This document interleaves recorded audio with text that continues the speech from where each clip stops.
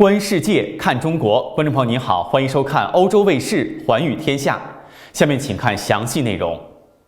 截至巴黎时间1月11号中午12点的最新数据，法国24小时新增新冠肺炎确诊病例87577例，新增死亡病例279例，重症病房使用率为77%。法国总理让·卡斯泰周一晚上在法国电视2台上表示，如果一个班级里出现新冠阳性病例的话，其他的同班同学被认定为密切接触，但他们不再一定要去检测机构进行核酸检测或抗原检测，他们可以只是在家中进行自我检测，而且孩子的家长只需要自己写一个证明，说孩子自测的结果是阴性，孩子就可以返回学校上学。让卡斯泰表示，我们的目标是要让尽可能多的学校继续开门，因为我们都知道这么做是符合孩子们的利益的。让卡斯泰指出，法国目前有10453个班级因新冠病毒在关闭，这个数字占总数的2%。法国的某些教师工会为了保护老师们的健康，要求政府恢复以前曾经有过的规定，也就是当一个班级里出现一个阳性病例，就把整个班级关闭1个星期。法国总理让·卡斯泰周一晚上就此表示，如果有一个病例就关闭整个班级的话，那么鉴于目前奥密克戎在法国的爆发式发展，只需要几天时间，法国所有的学校就都会关门了。在圣诞节过后，法国学校恢复上课。法国政府对学校里的防疫规定是，一个班级里如出现一个病例，其他的同班同学都要马上进行抗原或者是核酸检测。如果结果是阳性，学生在家隔离1周；如果结果是阴性，学生可以返校上学，但还要每2天在家进行1次自我测试。总共2次检测，每次都是阴性的情况下，可以继续回学校上学。但是由于奥密克戎的传染性太强，出现阳性病例的班级太多，结果这一防疫规定给检测系统造成了很大的压力，使得药店门前等候检测的队伍很长。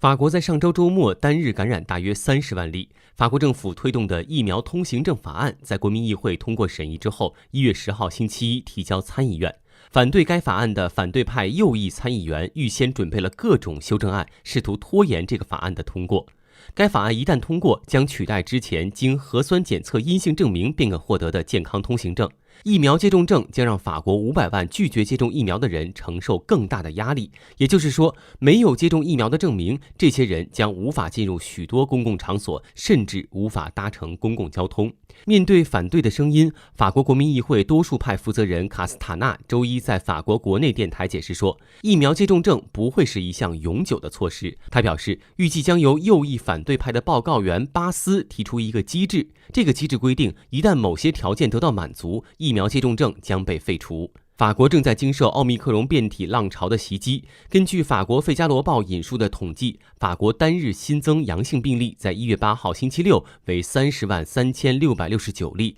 在1月9号为29万6097例。不过，也有相关机构预测，新冠肺炎新增病例将在3月份开始大幅下降。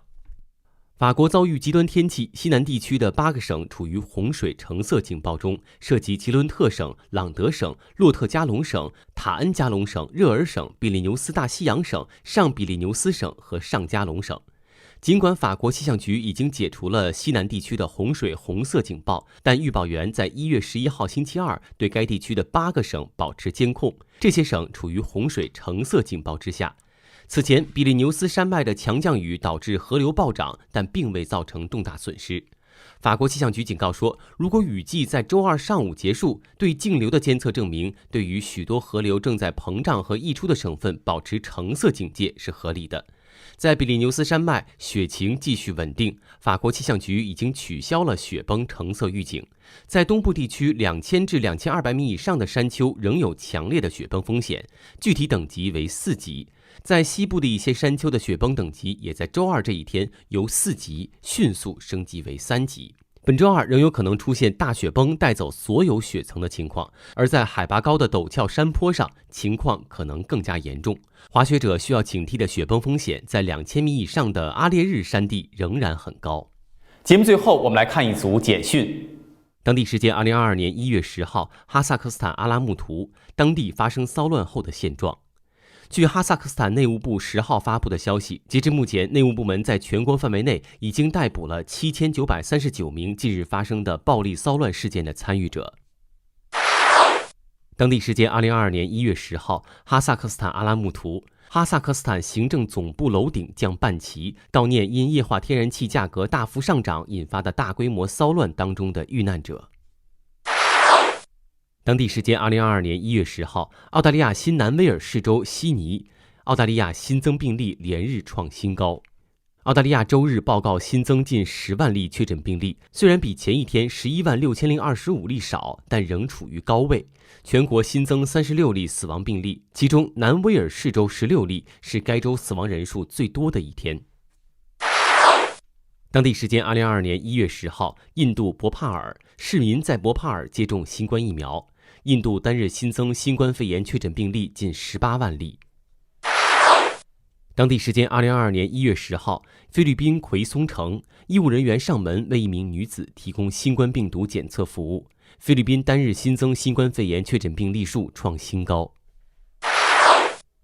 当地时间2022年1月10号，英国斯坦斯特德，首相约翰逊当天确认，政府正在考虑是否将检测结果为阳性的无症状新冠患者的隔离期从7天缩短至5天。以上就是本期寰宇天下的全部内容，更多资讯还可以登录欧洲卫视网站，以及关注欧洲卫视的 YouTube 频道和 Facebook 主页。感谢您的收看，咱们下期节目再见。